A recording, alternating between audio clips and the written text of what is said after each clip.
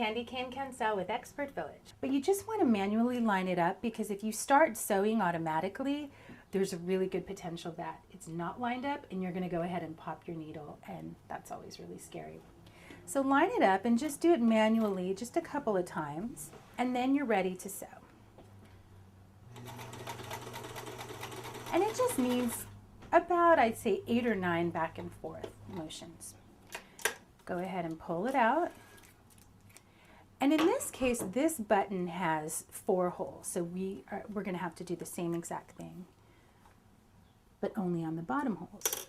So again, you just want to line it up. In this case, it's a little tight, so I'm just going to move a little bit to the left, and it works. It's lined up, so I'm going to go ahead and sew.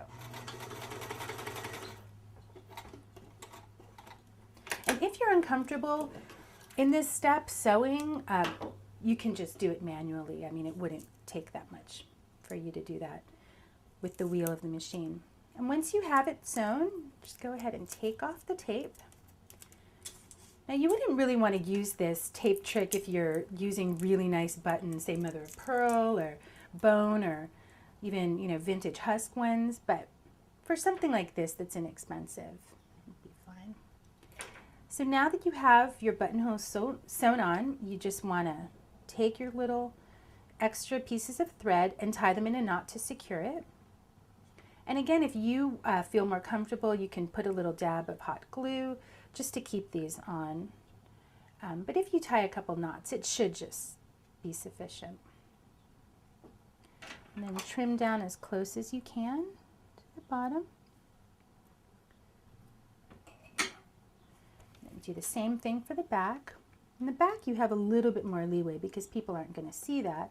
So you could just take all the pieces of thread and just tie them into one big knot.